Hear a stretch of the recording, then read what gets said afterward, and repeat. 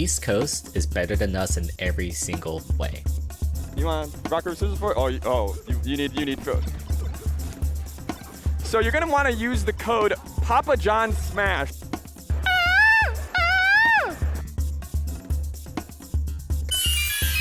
They've never done anything in their worthless life. Welcome to Fourside Fights with Chroma, The Cheat, Kodorin, and Tabo.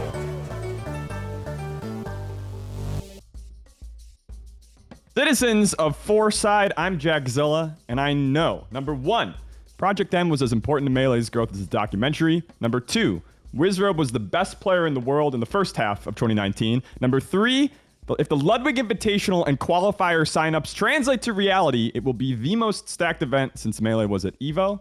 And number four, Plup is still the best Samus. Let's go to each side.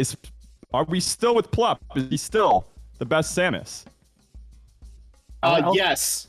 Yeah, he is still the best Samus. It's going to cause an aneurysm from the New Jersey representative here. But it really buries the lead that he's also still the best Luigi in the world. So there's all right, that. let's take it to Kodorin. Kodorin. So I'm gonna be honest. Even though I run the series TNT, I immediately stopped watching the moment I saw HBox was up. Kind of like Genesis 5, you know, when HBox took the first set, I was like, "There's no point watching the stream." And I woke up and saw the results. I was like, "What?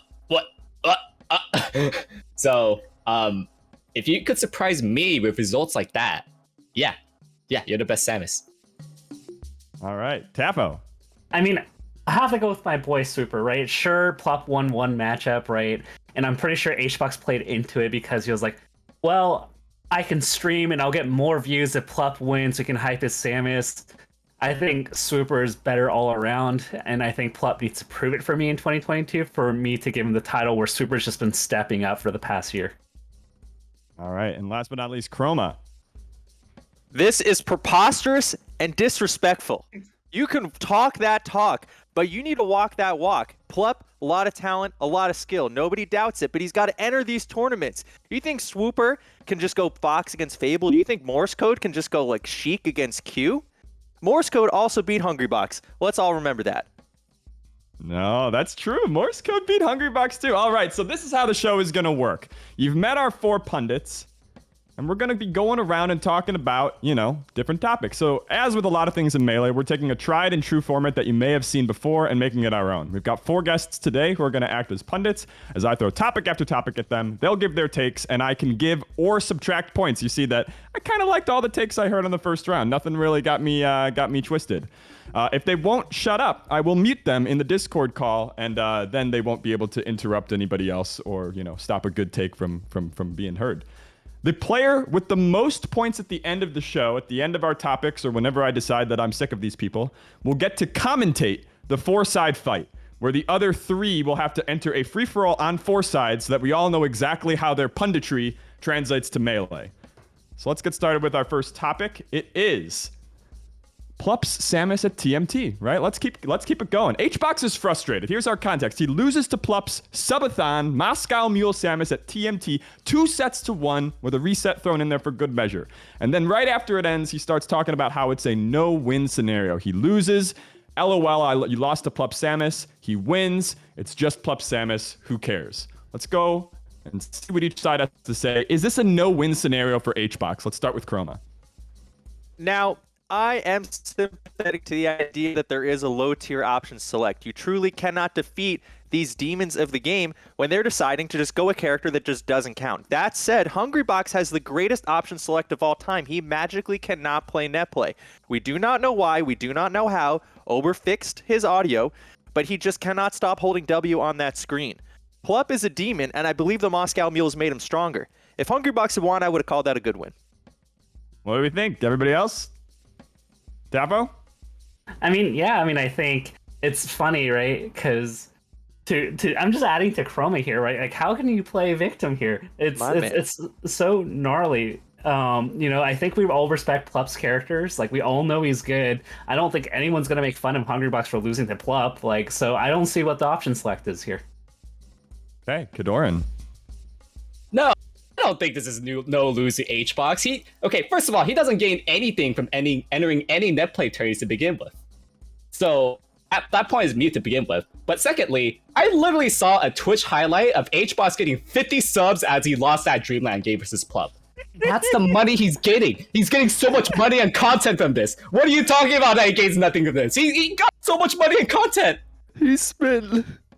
Yeah. What a cheat. Give me what you got. Right, that's the benefit. He is like one of the most impervious people to this sort of thing. He's going to be stacking paper to the ceiling no matter what happens. And not only that, but if he loses, he spins it into the narrative that he loves to talk about, where he goes offline and he shits the bed and then he comes back and it's this miraculous return.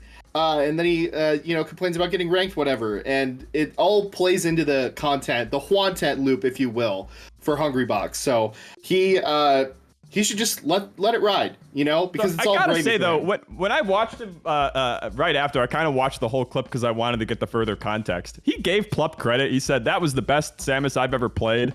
Right? That's what kind of got me thinking. Hey, if HBox says it, it can't be. Now hold on, it's Jack. gotta be true. Hold on, Jack. What's up? If I can interject, I've heard him say that many times about many players. I've heard him say this about Richie Smart. I've heard him say this about Sat Daddy's Fox and Hey, that was Smash God Let's back not in the forget- day. That was let's Smash not God. forget- That was Smash God. He said it about every Super Smash Bros. Ultimate player on planet Earth also. He said that Ben Sheik was better than Plub. Okay, but sometimes he hits, right? He gets Smash God right. He gets Wizrobe right back in the day. He's got an eye for at least Broken clock. A clock is right 2 times a day, that's right. and he also said Lad was going to be like the next upcoming Fox. Like to me, when he cries about these things, it reminds me of the person that GIF where the person's crying, but he's wiping his tears with like $100 bills instead of toilet paper. That's to me what Hungrybox crying looks like to me.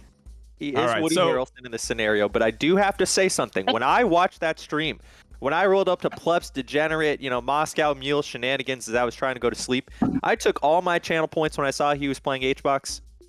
I put them all in HBox. I did not expect that win. I'm not gonna lie. I can't. I hear you. I'm gonna dock you a little for the heel turn here. The one thing I gotta say is like, if this is a no-lose scenario, you're all saying this is a no-lose scenario for Hungrybox, then how is it a win scenario for Plup? Is it a win for Plup? Is it something that he should be proud of in regards to his Samus performance? That it still got it like that on the Moscow Mule? It was content, Jack, and that's where it He all comes chooses together. when he loses, and sometimes that benefits the other player too. He's looking out. The rising tide raises all ships when HBox choose to lose, of course. All right. I love an HBox choose to lose. I'll throw you a little point for that. Let's move on to the next topic. Pretty similar about what does it mean to lose? What does it mean to win? Next one on Super Smash Con. All right. In a comment with -7 points on Reddit at the time of my screenshot, Red-Pilled Goblin, we love that, describes Manko's path to a Mickey Mouse major in Smash Con. He dodges ZAIN, no IBDW, no Jmook, no Plup, no Leffen, no AMSA, and of course no Fizzwiggle.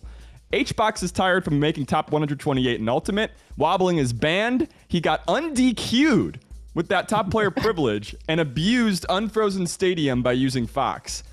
Is Red-Pilled Goblin right? Is this a fraudulent major win from Mango despite the celebration? Let's start with Kodorin.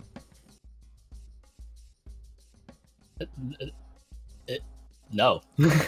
No. Okay, so literally everyone, I had a heartfelt talk with Blur where he told me, somebody asked Blur, will Mango ever win a major again? And Bring it just back, by yeah. the baffling of this question, I'm not going to entertain that. You're not going to I don't have entertain an even the argument prepared. premise that this is Points. not as stacked Not of an event points. as maybe it seems. Cheat.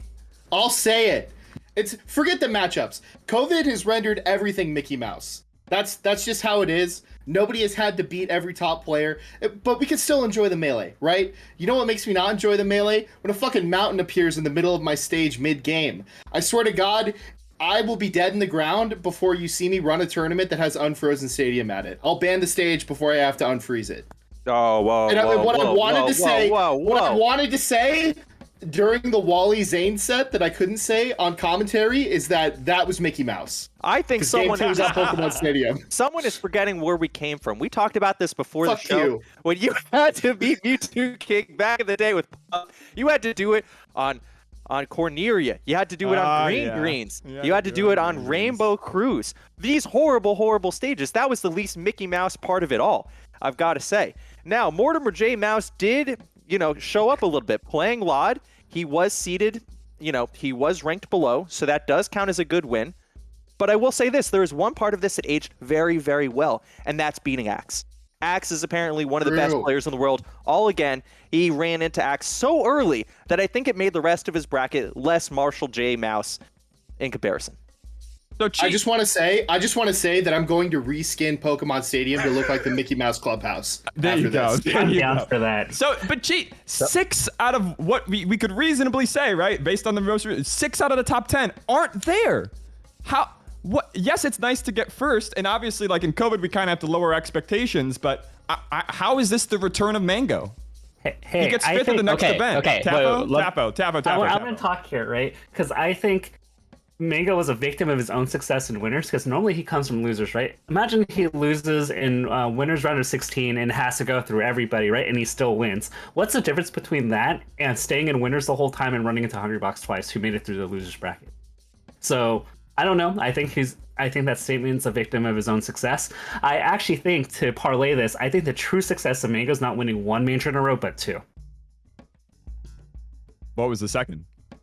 No, if he can win 2 majors in a row. Oh, okay. I think that truly proves that. I agree with you. I agree with you. I think it's not his fault that that Super Smash Con didn't have all the opponents that you would like, and a win's a win, and that's nice. But there was a lot of celebration dancing over beating Hungrybox, who was also losing to the Moscow Mule Samus. So I find it hard to reconcile those two things. Chroma. He also beat ZAIN, though. He beat ZAIN.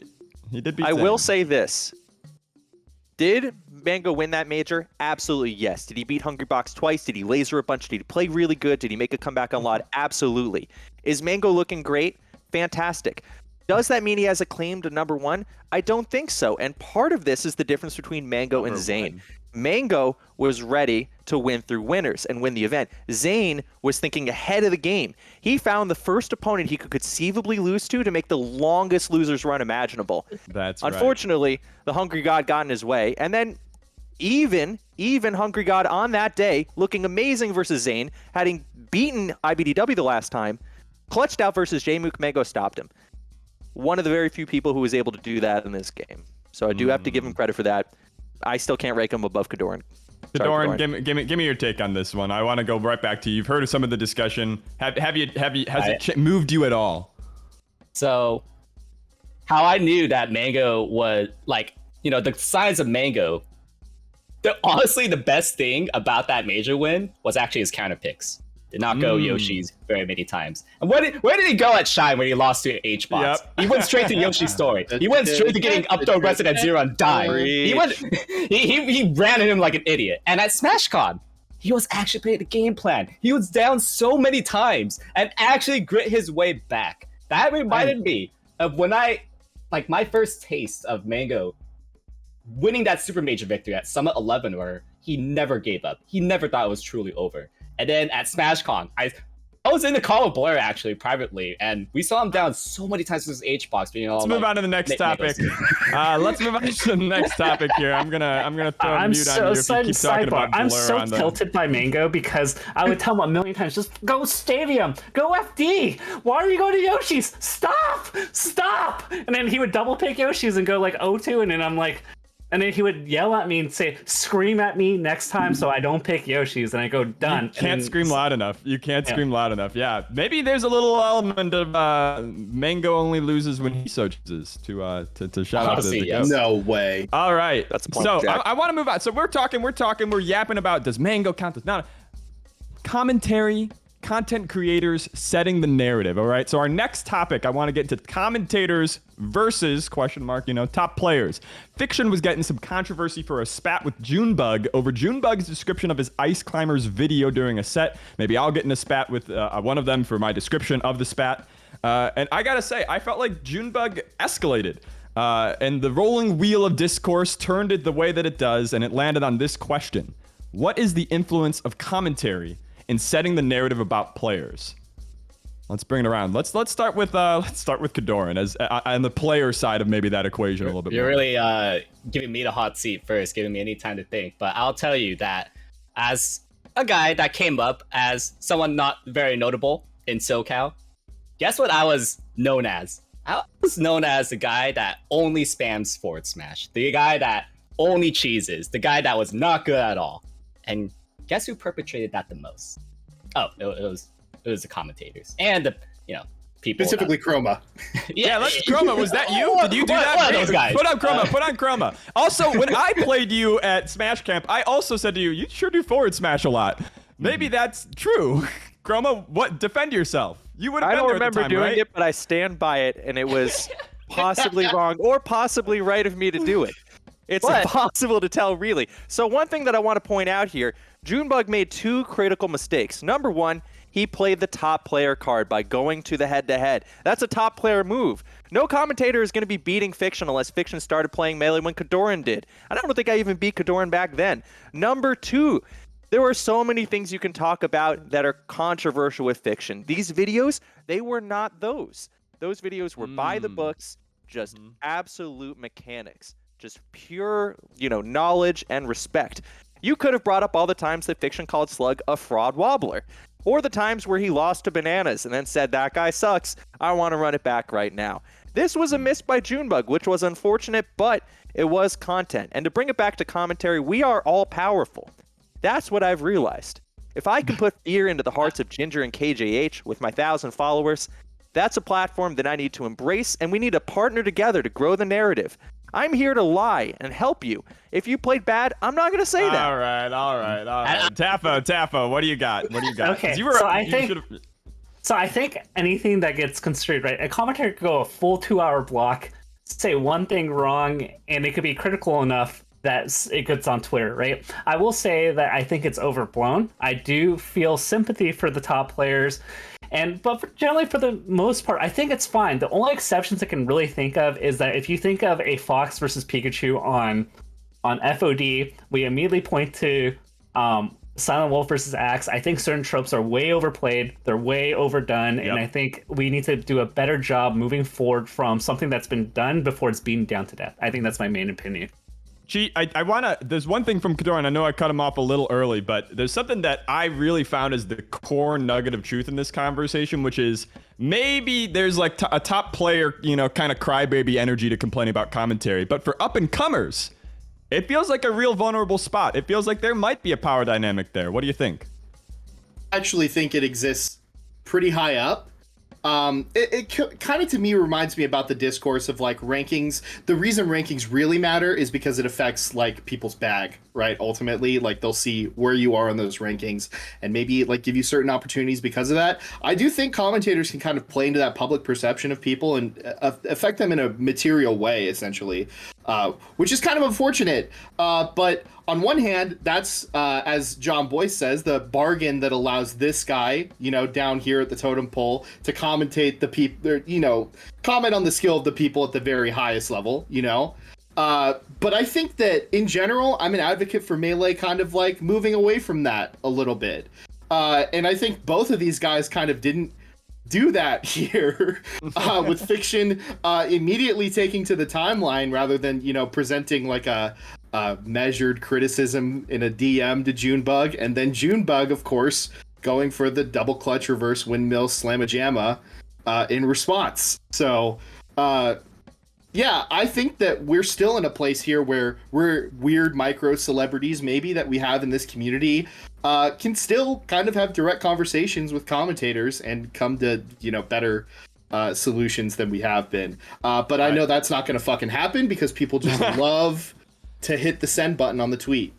Hey, I love it. I love a call to taking it to the DMs. I love it. It's a good place to start, and you know what? It makes it even sweeter when you go, I tried to settle in the DMs, and I'm still posting. Jack, That's the sweetest of all. Jack, Chroma? will speak on this a little bit. Yeah, just to be a little bit more serious. Last thought on the topic. Go for it. Two quick thoughts. Number one, I think that rising players and not as well-known players are some pretty big cases where, commentators can punch down. I think a lot of us as players have our Joker moments. I still remember when I played at Evo versus Kira, and I got made fun of for playing Fox by a commentator.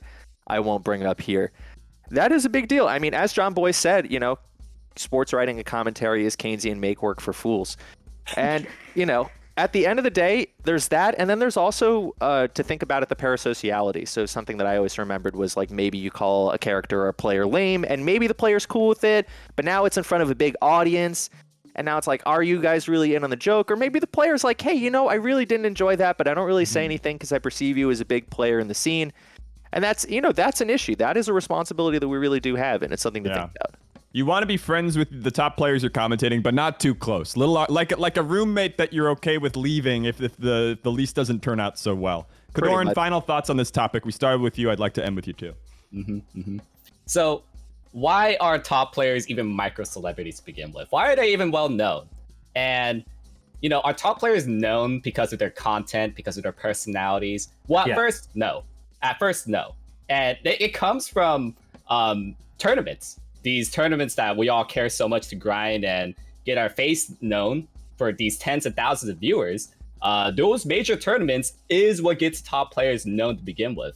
And of course, commentators, whether or not they're stating true facts or not, they do influence the narrative. And I think, yes, they do influence what people think of players and 100%. Vice versa. All right, let's move on to some more results talk. I kind of want to go a snappy pace through this one. ZAIN had not won a tournament since the far distant past of Pound 2022 on April 22nd. He had a string, 5th, 2nd, 3rd, 5th, 2nd, 4th. It ends with a first at Shine. Is ZAIN back on track to first in the year? With IBDW out seemingly for some health issues for a while and so many players missing, as to the Cheats point earlier, are we going to see ZAIN domination? Let's start with the Cheat. I think that the top level of Melee is as open for the taking as it ever has been. I do not think that we're going to see a Morbius sweep where ZAIN kind of just runs through every tournament like we might expect from an Armada or an HBox back in the 2015 to 17 era.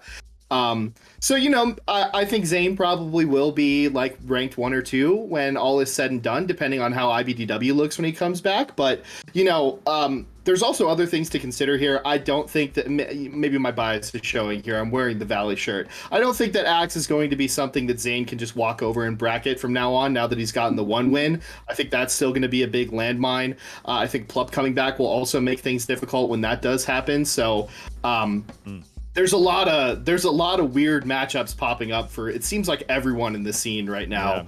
And I don't think ZAIN is impervious to that. So I think it's going to be close at the top. Who can win the 10-way rock, paper, scissors? Let's take it to Tafo. Yeah, I think that's a good way to put it. If last year's span was Gen 1 Mewtwo, then we have Jmook, who's the new dark type Pokemon that came into the meta. There are just way too many things that are coming that are skill chip that are checks to the monster known as ZAIN. And so we run the bracket 100 times. He might run into Jmook. Who's to say that he's the favorite? A lot of these matchups can spin heads. If some of the matchups are 50-50, maybe ZAIN ends up winning them, right? Maybe it flips tails in another tournament. So I'm not ready to say that he has a reign of dominance. I think it's a lot closer than people make it out to be. I think he still has a lot of 50-50s, and who's to say that he's a favorite against a player like Jmook in the future? I know, they've been going back and forth in sets, but I don't think it's as dominant as, let's say, 2016 Hungrybox or, Armada during his heyday. I just don't see that him winning tournament after tournament after tournament. I think his matchup spread isn't good enough to maintain that. I will say this. ZAIN over his entire career has surprised me, I think, more than almost any player, just kind of watching the way he plays. He would play at very long ranges for a while. He would go for things that looked kind of cheesy. It seemed like there were holes in neutral in the matchups. And over the years, he's gotten so much stronger at them in ways that have always surprised me. And he surprised me again at Shine. I looked at that bracket and I said, oh wow, I'm kind of glad I'm not doing top 8, because I think ZAIN is going to lose to Axe and then probably lose to Jmook. These look like very, very difficult matchups for him right now. This looks like a terrible terrible tournament for him. And with Leffen and Plup hanging around, I don't really know what to say. I was very impressed by the way he played versus Jmook. Ironically, I never know what to make about Plup versus Marth. Plup does not enjoy that matchup. It's confusing to me. Leffen could do very well against him. There's the question of activity. IBDW, you know, has amazed me in Fox Marth, but it's hard for me to imagine that ZAIN doesn't get there. I really was just impressed, and you know, I wrote in the MeleeItOnMe the Melee Stats Roundtable. I didn't say that. The Melee MB Roundtable. Yeah. I, you know, totally agreeing with Cheat that I thought it was wide open, but there's something about the way that ZAIN played that just made me think, wow, this, you know, this competitor is really just something else, just a completely new breed. And if there's anyone that can dominate, I think it might be that guy or Drunk Plup. All right, Kodorin, how are you beating ZAN? So, do I think ZAIN, because I'm just used to calling him that, so I'm just calling him that for now. I'm gonna call him ZAN, yeah. Do I think ZAIN has the most likely chance to end #1 of the year? Yes. Do I think ZAIN is the favorite to win the next tournament or the next 2 to 3 tournaments? No. What? Whoa! What? Who Are you is? guys? What? Let's go. Wait, then hello? who's the favorite then? Who's the I don't know. favorite? It could, before Shine, I thought literally between HBox, Mango, ZAIN, and Jmook that it was literally all roughly even. I did not think ZAIN was necessarily the favorite. In fact, once I saw that Axe was the one that advanced over Jmook, I actually thought that HBox was the favorite because, oh, well, if Axe advances, then that means HBox auto wins, right? So, no, I do not necessarily think ZAIN is necessarily the favorite. First of all, he has negative head-to-heads across the top 3 Sheiks, Leffen, Plup, and Jmook. Another guy that we have not seen in a while, Wizzy, once he comes back, I hope. You think that's just going to be an auto win for ZAIN? No. Who's to say that he's going to beat Axe when, you know, he had to fly out Swift, and Axe presumably did not really get any mark warm because he didn't ask me, or I don't know how he really warms up. Does he beat Slug next time? I don't know. Does he beat Wall next time? I don't know. Is he guaranteed to beat IBDW and Mango? Maybe he's favored, but dude, that's a lot of matchups that ZAIN's just like, you know, when you go to Armada and say, Okay. oh wow, yeah, Armada, unthinkable that he would lose to these guys. ZAIN, it's like he could. And listen, he does that mean he's not the favorite? Who has a better matchup spread than ZAIN? Like, Just because you can lose to somebody has to be the favorite. John's right? got that dog in him. I think Leffen has a better matchup spread. I'll say it. I agree with that. But Leffen's not here. If Leffen shows up to the But he next will be. tournament, I'd say he's the favorite. Hey, So dude, my like, Technically invite has list- Cody has a better head-to-head across the top players. He's just not as good as a field. Okay. hey, who's to say that Leffen's like controller like messes up in winners round of 16 and he DQs, right? Okay, Like, well, That's now the thing we're is that just- there's just so much variance. It's that like I don't think it's just that easy to say that ZAIN is the favorite. You know, there's no way he would lose the next major. Then let me throw this next topic at you. All right. So Jmook, winless still, 2nd at Genesis 8, 4th at Smash Summit 13, 5th at Battle of BC, 2nd at Gommel, 2nd at Wave Dash, 2nd at Shine. I know we've only known him at large for 4 months, but is Jmook the best player in Melee history to never have won a major? yes. I will say with that the yes. his time will come soon. And again, he just needs to flip one more heads, right? Like you blackjack, you double down a couple times. You know, if you flip enough heads in these 50-50s, you will eventually win one with enough volume here. He is so close. He is just one coin flip away from winning these matchups. If we're assuming that he's roughly 50-50, I think he wins, right? He has the skill.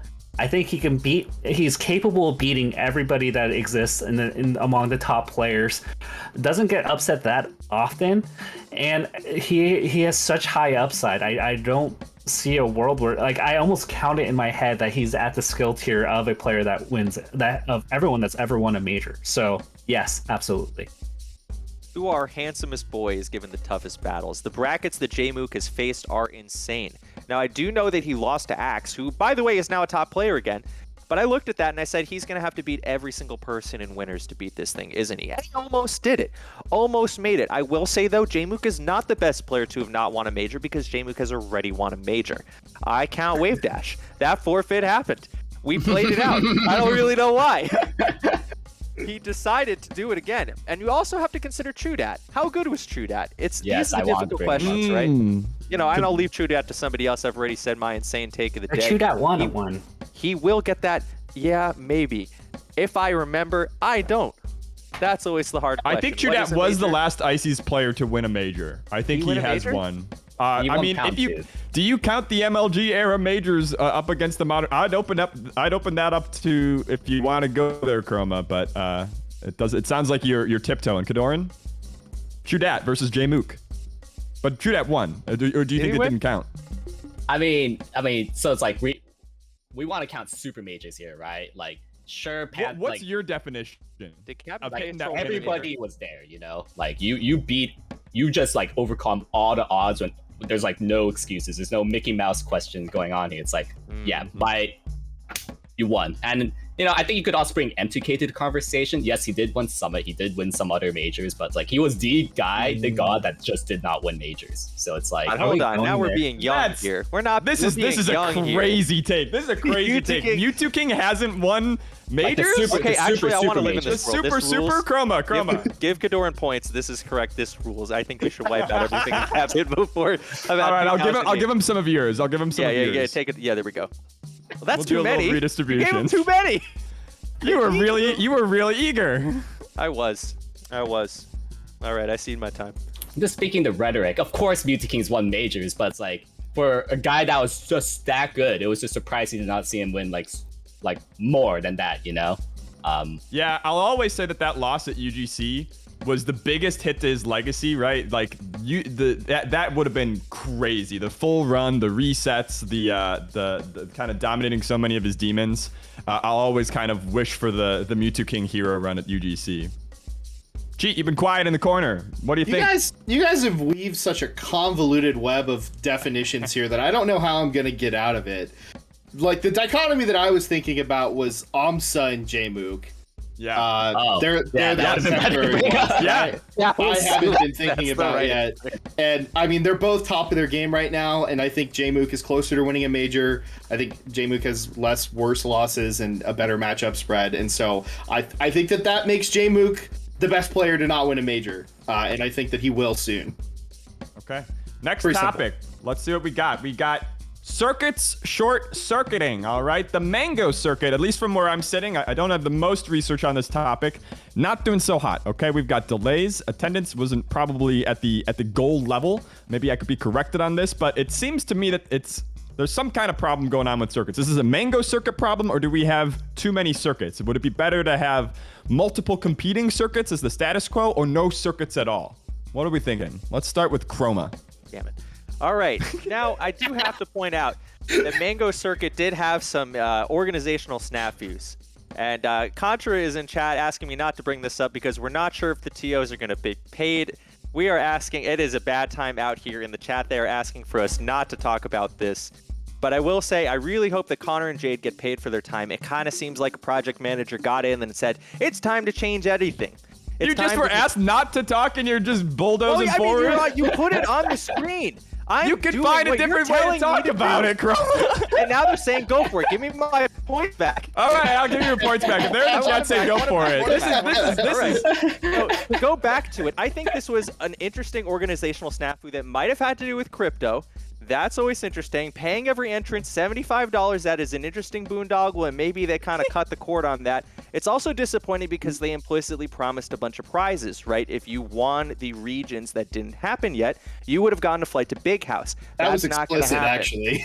That was actually quite explicit. And so we haven't really seen that sort of like going back on their word in a while. There were some issues with Smash World Tour with the venues and various regions. Some COVID stuff happened here. Execution is key, and buy-in from players is key. Circuits fighting each other is the end game of Melee, and if there's going to be one, you might as well have 2 or 3 or 4, because if one of them messes it up, we need a backup. We desperately need a backup. All right, so from Chroma, we need a backup. All right, do we need a backup? Is this true? Silence. All right, Chroma, you win. Let's go. I will. On this topic, Tapo, what do you got? So Needed I on will this talk. one. I'm in trouble. I've done sponsorships and fulfillment before, and this is with CLG. And what can happen, right, is you come into expectations, right? There are the Logitechs, the HyperXs of the world that have been endemic to esports partnerships for a while, so they get it, right? Like, if you want to do branding or do content, like they're not going to try to be tacky. And when you have a non-endemic company come in and they're looking at certain numbers and they have certain expectations and they have no idea how the esports community runs, they go like, oh, like, doesn't Smash run things for free? So like there's a list of expectations and assumptions that come from presumably what blockchain.com came with that probably didn't match what was required. So I think they were probably upset with some KPIs and they probably have to reshop some things. And these are the pain points of working with people that aren't familiar with esports. So if I were to give a guess, it was something along those lines where I think Cloud9 estimated certain things didn't really match or deliver on blockchain.com's expectations with the activation, and now they have to go back to the drawing board. That is my best guess. Could be. Any other takes on this? Otherwise, I'm down to move on. I mean, Well, I want to hear Kodorin as a player. Kodorin. yeah, I mean, I'm the guy participating in these circuits because Hey, in my me and opinion, Chroma we participated. We got paid. We got Probably paid more money, than that's you. different. That's a different situation. Do not mention this. That's true. Okay. Fair. Kodorin, go ahead. how can this be a circuit if you're not even including stuff like Genesis or Summits? It's like that's the first thing in my head, is that the reason why people are just the top players are so apathetic about it is because like half of the tournaments we're going isn't even included. So it's like, I mean, it's something. We're That's gonna kind take of a it. beautiful Listen, thing. The there's- top players start with the event. Cheat. I don't mean to disparage anyone's work here, but me as a fan, I'm just waiting for something to move the needle for me. You know, something to encourage attendance at tournaments, something to promote higher viewership, something to help get more players out that we want to see at events. And are any of these doing it? Maybe. Pretty. You have a little bit of a conflict of interest there, Cheat. How do you navigate just that? an ordinary I fan. love just Just saying. an ordinary Just saying. fan, as a I'm fan just of saying, Melee. maybe we'll get there. Maybe we just need time. It's all pretty new. But like, that's what I want to see. I want to see, I don't know, like, the kid in me wants to fucking see Melee at the Michelob Ultra Arena in Las Vegas, Nevada every year. You know, I want to be able to go there and sit with 5,000 other people, 10,000 other people, 15,000, and watch a tournament. That's what I want to do eventually, you know. And we're starting from humble beginnings. We may never get there, but I want to start moving towards there. You know, I'm anxious. This Yeah. is what I've realized after hearing this. Do you know what we need? Do you know what these circuits need? They have the money. They have the shills. We have everything set up. We have some events that are kind of Mickey Mousey if they don't include Genesis, or maybe you let Genesis points count, but you don't, make them do anything. What you need is Gimme Dat Wheat in a special Discord with all the top players, and you just send them when each event is. And you say, this is where you go. This is the flight. This is the hotel. You're all going. So now you're all going. This cracks the issue of the top players just reflexively going to tournaments. What if as a one mass. of them has a dog? And he's got it in him. You have that dog. not considered the We dog, had Chroma. tournaments. Are you We had proposing tournaments. making Gimme That Dat was Wheat the legitimate. dictator of Melee? No, hold on. In San Diego, we had Einstein, the smash dog. He got fed too many hamburgers, but he was a big, healthy, wonderful boy. And he later turned into the icon of some great, fantastic tournaments. Rest in peace, wonderful, wonderful animal. I miss him very much. He was a good boy. He was May a God really rest good his boy. soul. Good boy. I'll give we'll give 1 point to the crowd for everybody for that dog. All right, that's kind of in the similar subject. I want to talk about this new announcement from Ludwig, and kind of the first thing that I thought of is, boy oh boy, is that 5-week period from the beginning of October getting dense. We got Big House, we got Summit, we got I believe Summit, like the campaigning is happening, and then it happens at the end of that 5-week period. There's the Lud Invitational, there's Smash Camp New Lands, and you know how I feel about land. Is this too much Melee to be played? Our top player is going to drop out of the events and deflate the hype. So by having this many, people will get burned out and will end up having a little bit less than the sum of the parts. What are we Firstly, thinking? I'll say that I can't believe I got Crimson blurred from my own house. Aiden coming in and once again taking his Smash Camp weekend away. What can you do about it? But I think that ultimately it's better than some stretches of our calendar have been. What I'm really most concerned about is events stacking back to back, where I think that makes a really weird COVID situation, where at least 2 weeks gives us a little bit of time to spread things out, a little bit of an incubation period. We get to reset and then have another go at it 2 weeks later. But it is a lot right? And sometimes that could be a good thing, right? Like players are able to travel to multiple events back to back to back where they otherwise might not be able to, like Pipsqueak tried to do with Low Tide Function and Summit. So who knows? Hopefully he'll be able to pull something off like that this time, or someone will.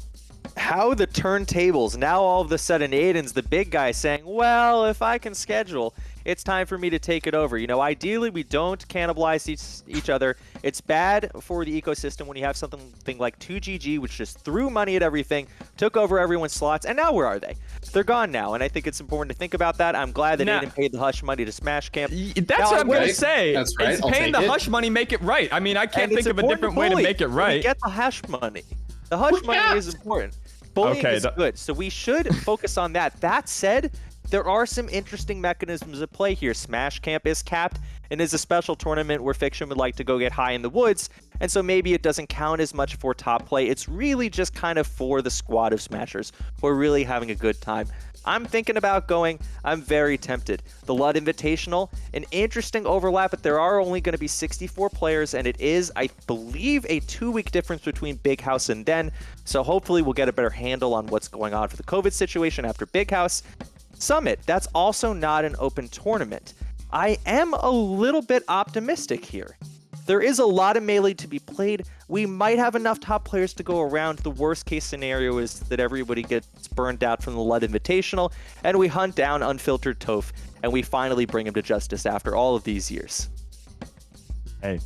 Yeah, I guess Kodorin. I mean, I'm actually not that concerned about October because, you know, September, I don't know why we keep doing this, but September kind of dead aside from Riptide. So could have avoided that there, whatever.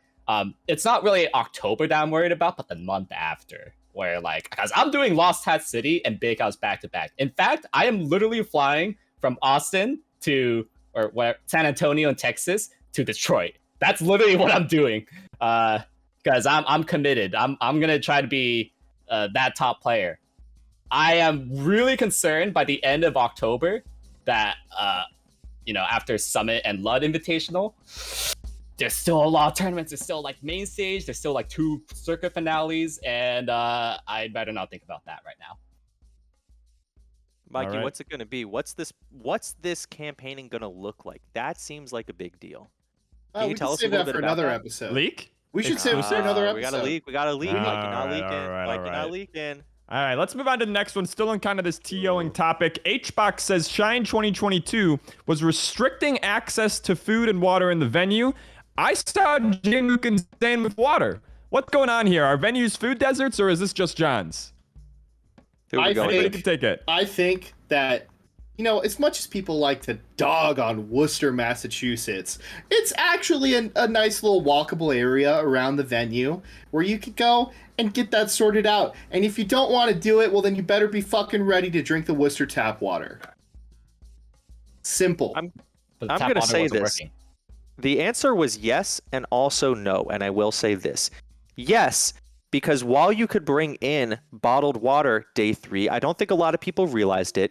You're always at the mercy of these venues. They will not let you bring in food. They will sometimes, it'll be difficult to get alcohol for people that really enjoy it there. It is a dog eat dog world out there for most people, except top players and commentators, who are of course the GOATs. There were special VIP areas for water. If Hungrybox really needed someone to bring him a monster, you really think Hungrybox is not going to have someone to bring them a monster? The one thing that annoyed me about, and I keep bringing up Fiction, and I am sorry, Fiction was having problems finding water at a tournament, and he tweeted about it. And this was a big one. This was one of the mangoes, and it's like, Fiction, the TOs are obsessed with making your particular experience as good as possible. You have leverage. You can use it. Hungrybox at one point asked me how the match schedule was going, which is great, and I'm happy to talk to him about it, but I'm not the person who has that answers. You can reach people who have that answers. Hungrybox is the one person that I think has the ability to get whatever he wants at any venue, and I just don't understand how he is able to do all of these things, like throw the chairs, and power clean 225 as we put weights on the chairs, but he can't figure out water in this moment. That's disappointing to me. That's not GOAT behavior.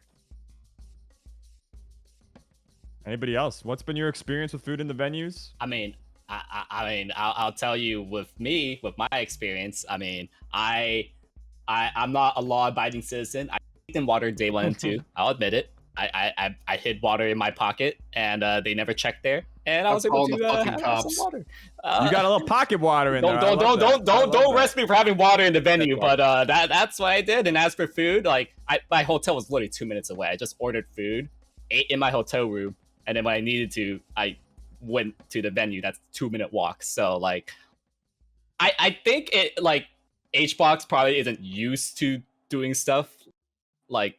Because probably in the past he's probably been catered. You tell me he's not used to getting water. Listen, my heels do it for him. Okay, I will intervene here. Kodorin is right. Next time at Normally a set Summit, of lackeys. Next time at Summit, I'm gonna, those dog toys that make them like solve a little puzzle to get the food. I'm gonna do that, but for water. Tafo, I want to hear from you as someone who's tried to manage a top player, attempt to kind of handle everything in tournaments. I mean, here's the most ridiculous thing. He is an owner of Team Liquid, right? If he went to Steve and said, "Hey, I need a personal assistant to come with me to tournaments," Steve spends a ludicrous amount of money on players. I know this because of the LCS.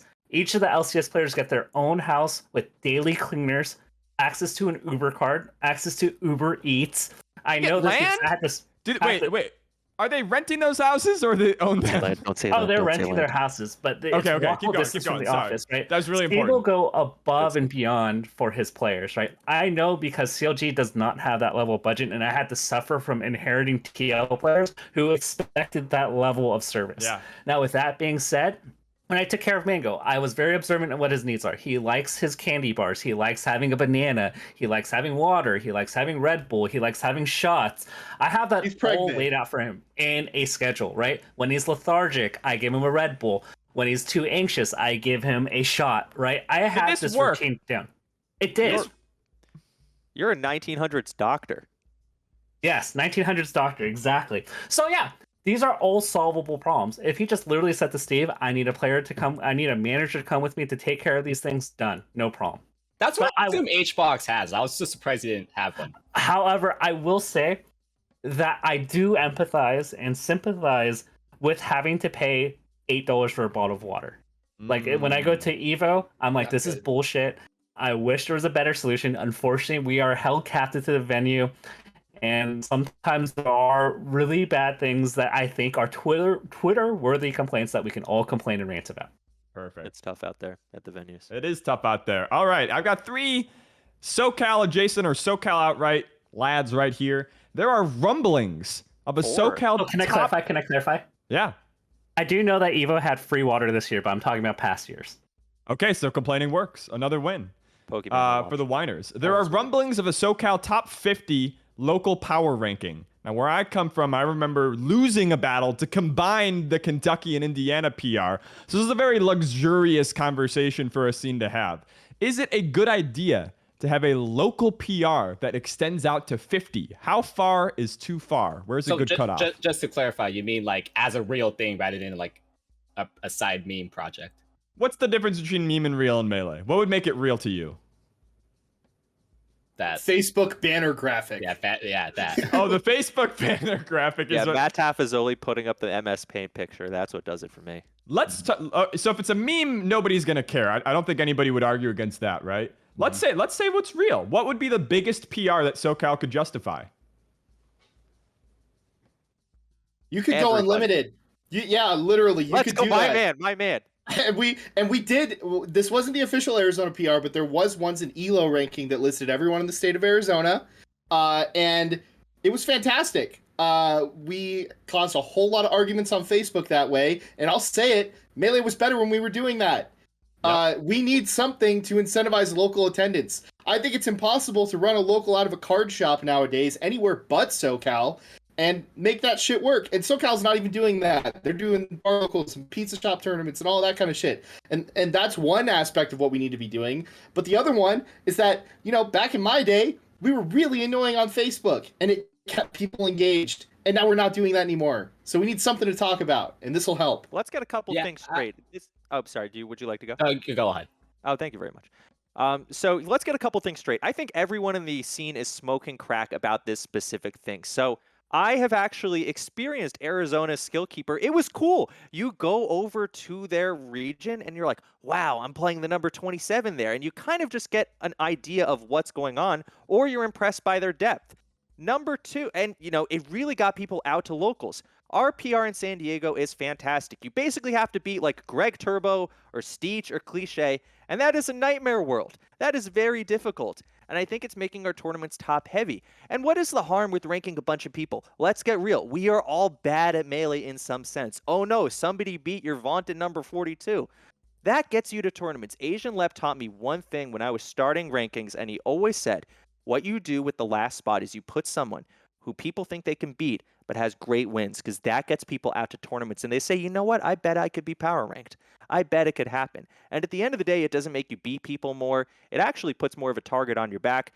People say it's sus and, region shouldn't have a big PR. We should celebrate all of our players. We should put sustainable, definable goals for our players to reach. That's how you keep a local scene going. So I think you can have a skill keeper ranking, right? I think it becomes a massive circle jerk when you're celebrating the fact that you went 1 and 2 in bracket. Now, with that being said, in SoCal, if you are creating graphics for people, and if I can come to a tournament and I beat number 45, then I think we have way too many people if my rusty ass can beat you. What are you? I go 1 and 2 and celebrating. I love celebrating 1 and 2. This is the problem with we've got the everyman of Melee on the right side of the screen, and the goats over there that are too good at the game. They don't understand what it's like out here. They're like, well, I'm number 1 or I'm number 8. I'm beating Johnny. It's not fucking. Okay. It's not stolen valor. Like, we know that we're not shit. We know we're bad. Just give people a number to talk about. We get mixed at the majors. No. So would you take this? Let me add. Okay. I will Save say, yourself. I think there is something sweet about when there is something that is difficult to get and you get it, you achieve it, right?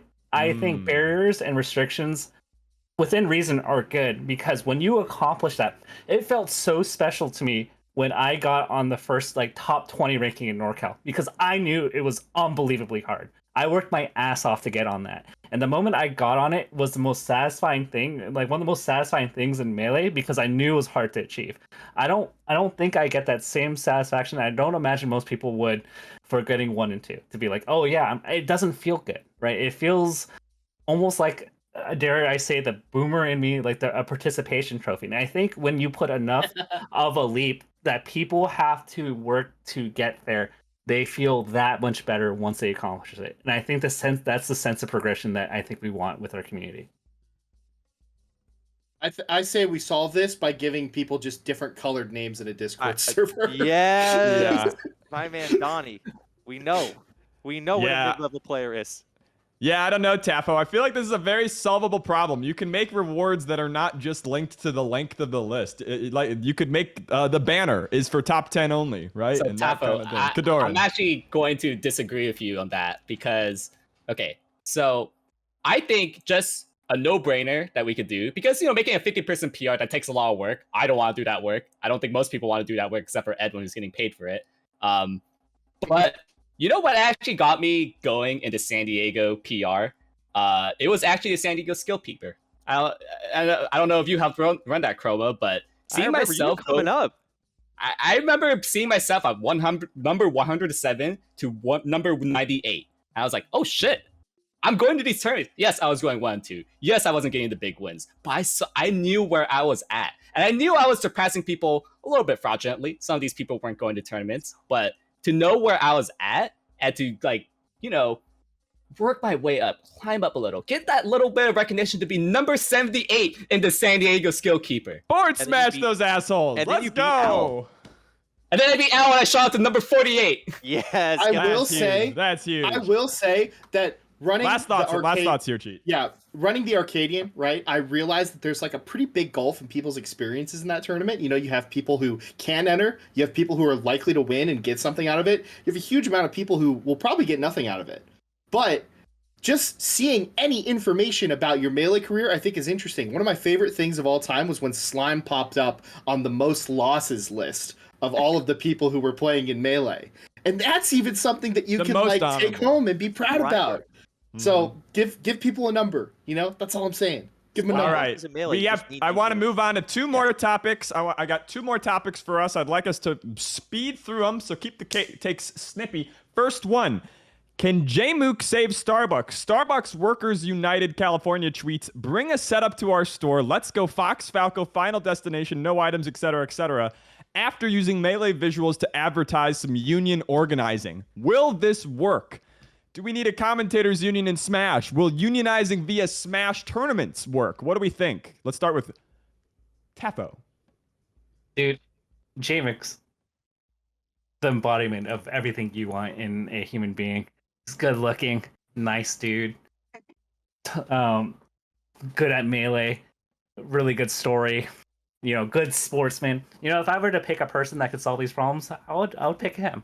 I don't know if it's solvable. I'm not going to give him something that's impossible, but if I were to pick someone, I would pick Jmook. All right, Kodorin. I don't Jmook quite save understand Starbucks? its question. I'm gonna be real. Oh, I don't think you saw the tweet. Yeah. I don't- There's a union in California, Starbucks Southern like California. union organizing that's been tweeting about doing Melee tournaments, having a bunch of Melee kind of aesthetics on their organizing documents. I'm wondering how you feel about the linkage between union organizing and Melee that is coming around. I'm gonna use my one skip button on this. Right on. You could always take a skip. The cheat. I think we should be aligning ourselves more to this sort of thing.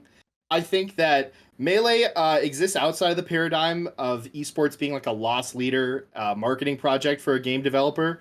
We're the people's esport, and we should be talking about that more often as a reason for people to get into Melee. And so I think we have something in common here. People's esport. Chroma. I always like to see savvy organizing. You reach the people where you can. So anything that has good outreach, has good reach, that's important. Jmook was talking about his job on Starbucks, and he said, I liked it, and it was cool, and they paid for Spotify Premium. Then somebody pointed out, no, they took that out of your paycheck, and he said, hey, wait, what? And that's how it starts. That's how you get people. You go to where they come. And we are a pretty, leftist community in terms of being abandoned by our corporate fathers and just being out to left in the dust with this IP that only we love, but we're not allowed to have or use. That said, we are also broke, but we're not as broke as we used to be. That is interesting. We've got whales, we've got power.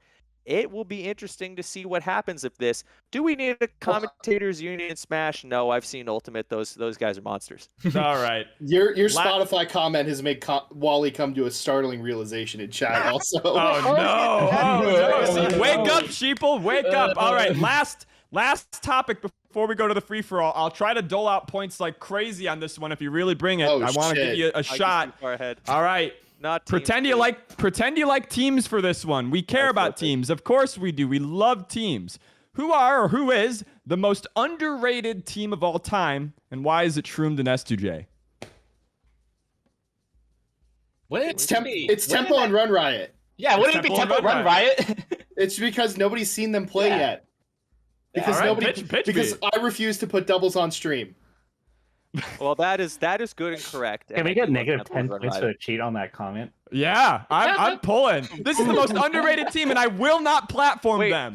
I refuse. Listen, Melee community, happening. We're start saying voting with no your team. wallets. If you watch doubles, I'll put it on stream. You all talk a big game, and They then don't the watch day it. comes around, and there's 500 viewers on the stream. Put your money where your mouth is. This is correct. And this is also partly, this is a little bit top players' fault. Teams is always at a weird time. It's at a tough scheduling. I'd love to watch Kodorin Jmook at Wave Dash. I didn't get to watch Kodorin Jmook at Wave Dash. The best team of all time is Mewtwo versus Mewtwo teaming with the person that brought him to the venue or is housing him. That is a workmanship team. That is how it gets done. Leffen and person that he's convinced to give Leffen 95% of the prize pot. That's a fantastic team. And then probably like Drunk Mango and Hugo. I would watch Drunk Mango and Hugo. I would watch Mango try and kill Hugo, knock over his controller, get drunk, leave the venue, not show up, and then text Hugo about an hour and a half later, we had a good run. That's a tournament team that I want to see. And then, I probably witnessed Santi it Baba live. Ganoush always does pretty good. Dapo. Yeah, I mean, I'm stuck between a rock and a hard place here because the last time I saw Tempo and Run Riot, SFAT was just running train on them, and it felt like they couldn't do anything about SFAT, and then that opened PPU to do whatever he wanted. So They got beat up by a retired player. Yeah, like when was the last time Pew-Pews even played? That's So underrated. props. I know that what they showed wasn't their best, but they still have to convince me. You can't just say potential. Like we're not talking So Isaiah here. who do you got? Who's your underrated? I mean, similar vein, we have some like West Coast, like Dark Atma and Ralph, who like no one talks about, who are running train. Like we originally started this with Shroomed and S2J, right? As if like they're good, right? They've had their accomplishments, but like I think Dark Atma and Ralph would beat both Tempo, Run Riot, and S2J Shroomed if they're to play today. Rocky Azel's pretty good answer. Most of the too. time, my takes are predicated on who performed at more than one full Bloom series, so keep that in mind. Kodorin. How are we supposed to like really evaluate who's like the best team, who's the underrated team, when we don't even treat teams as a thing at like every tournament? Like we don't even put teams in the main stage anymore in Sunday like we used to back in the day. That maybe a little bit invested in teams, even though I'm not a teams connoisseur. But yeah, how like. I think the most underrated part about teams is the fact that nobody like gives doubles a pedestal, and therefore it can't. How we're supposed to really have like a viable discussion about this when we never gave Tempo and Run Riot a chance to really prove themselves at a big tournament. We just run it on one day and like terrible scheduling. I will say this: we did stream it at Riptide. It was a good time. We do talk about NorCal teams. We talk about SoCal teams all the time. I will throw a shout out to Wally and Fable. Wally and Fable are a nightmare team. There was, NJ's Finest actually had a $1,000 pot bonus for a New Jersey Tuesday local, which, by the way, domino effect gave everyone COVID at Summit, but we can come back to that. Wally and Fable almost beat Tempo and Run Riot. That was like game 10, game whatever. They do not, they don't really team that much. I don't think either of them really like teams. They were there to just kind of be missionaries and or not missionaries, but, they're there to get the money. Missionaries would imply that they were trying to spread the gospel. Mercenaries yeah. is the word I mean. Thank you very much. That's very handsome. And I'd like some points for Come on. Come on. We're very... there's been a lot of complimenting... Stop the count. Stop the count. All right, I'm going to throw one last... I have to point out something, right? Has anyone ever noticed that ever since Armada quit that we haven't run doubles? He was like probably one of the biggest lobbyists about doubles. Ooh. And he has the power and the muscle to get doubles on stream. So he ran one of the greatest boozles of all time. He said, I'm only unretiring if you fly me and my brother out. We're going to play teams. You got to bring us both. All right, I'm going to throw it. Next summit, $10,000 compendium goal. Double summit. That's going to get 12. Yeah, the People's Esport needs to turn a profit. That's right. Exactly. That's right. The People's Esport. All right, last one. I want to just do this as like a quick... You got 10 seconds. I'm going to time you and then mute you if you go over.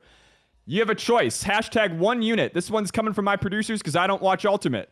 Foursiders. You can replace... That's the name for you. Foursiders. You can replace Puff with Steve. Do you do it? No. Let's start with Chroma. No, actually, that's not dramatic enough. Start with Kodorin. No. If you let Steve in, I heard Steve compared as Puff, but always has access to the ledge. Anywhere, any stage. You really want Puff on the top platform of ledge? Don't do it. No. All right, no. Tafo.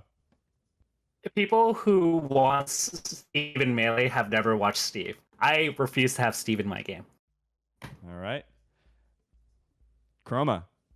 Steve players deserve better than what they're getting in Ultimate. I watch people cheer for Meister over ONEUNIT, and Meister F smashes 14 times in a row most games. We can do it right. We can make this happen. Steve is crazy. I watched a back throw off the blocks, all sorts of crazy stuff happen, and we can beat Steve. I know it. We're strong enough. We got the dog in us. All right, the cheat. Final thoughts. Bring it back. You versus Chroma. Ultimate's bad because it has 20 characters that don't make sense to be in the game, but Melee could use one. And Steve's fucking hilarious and super fun to watch. Let's put him in. I can't decide. All right, I need some kind of tiebreaker. What's a good idea for a tiebreaker? I guess. Hey. How about I give my points to someone? No. Dorian, you can give me a topic. You are not the judge. You can give me a topic. What's gonna happen here? God damn it! I'm taking off. That is such a. I can't believe you proposed that. All right, let's do. I think we both. That's because Chroma would win if he didn't give me his points. Neither of us had last topic. To play this. This is gonna be a Jackzilla classic. Which character do you believe gets the best results per hour of practice and why? Fox, because I'm bad and I got good results. Mm-hmm. The cheat. Jigglypuff, because of the benefit of Uncle Punch that CPU Zero displayed to the world. That's You so much are practice, correct. though. That's so You much are time. correct. This God one had a damn it. correct answer. It's the cheat as the winner of the first episode Let's of go. Fourside Fights with a clutch finale. Let's go. But it is not over yet. We Son need to of a find bitch. out who is the winner on the sticks. So Oh, let's no. get our You're leaving me guest with this? over onto the free-for-all stadium as the cheat will commentate.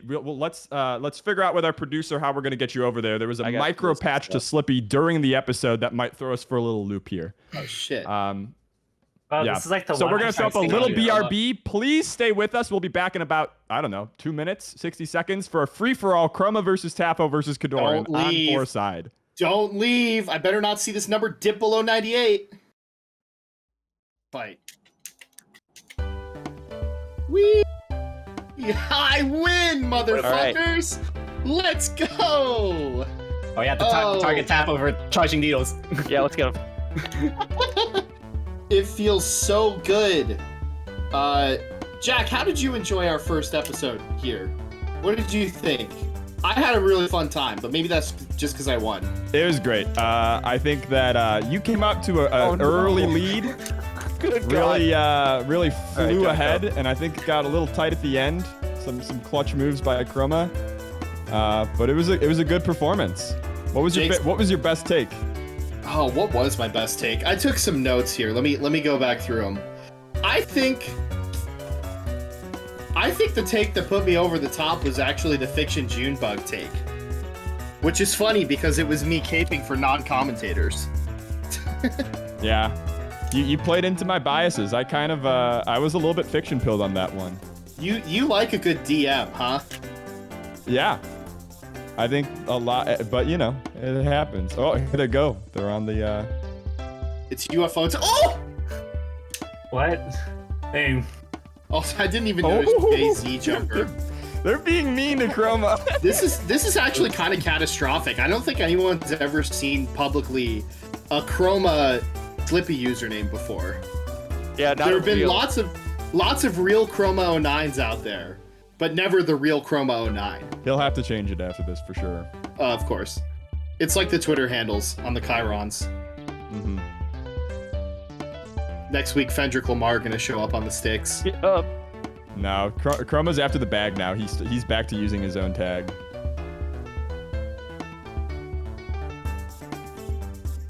Oh. This is so close. The This is a Kodorin tight battle. is losing. They're choosing the team combo when whoever is available to be team comboed.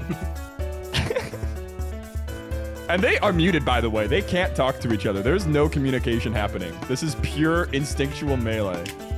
I'm talking to him in spirit. Okay. No. Kodorin and are they gonna team up against Tafo yet here? That would be the logical choice. They're all being very brave. Woohoo! Last stock situation, baby. See, this is gonna do yours, but you invited me into your space. But do you have any takes that you want to give to the people before we're at the very end here? That's a good question.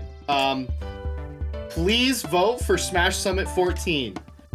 And also, you can enter the Arcadian and get votes for Smash Summit 14. And try your luck at Super Smash Bros. Ultimate. That's happening on Sunday. I will be, every time I win, I will be using it to shill. Watch Smash Camp New Lands. Fuck Ludwig. Yeah. Go to thearcadian.gg. I know the Suns ain't finna win shit this year, by the way, Mitch says. And yeah, I'm also very afraid, so thank you for saying that. This is kind of Tafo's game to lose. Are you going to be winners interviewing Tafo? God, I hope so. Dropped it. Oh, Good God. my goodness. Okay. Here's where it gets... Oh, my... Tafo wins. Tafo... Oh, before the 1v1. show- Oh! Oh, you're Well watching played. delayed? Oh, my yeah. bad. We gotta unmute Tafo. Sorry, I was watching. Yeah, Tafo All right. said before the stream that he hadn't played since Genesis. So. That gives it a power up. All right, please interview the winner, and then we'll close out the show. Tafo, did you have fun coming on to Fourside Fights tonight?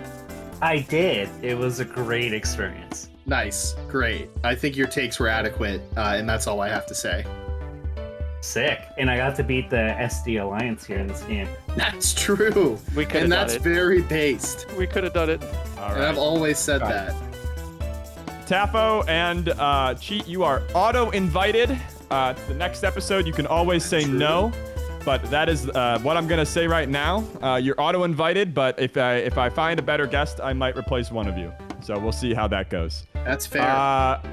Congratulations on winning the Fourside fight. Cheat, you are the pundit of the night. Tafo, you are the melee player of the night. Thank you, Chroma and Kodorin, for playing the game with us.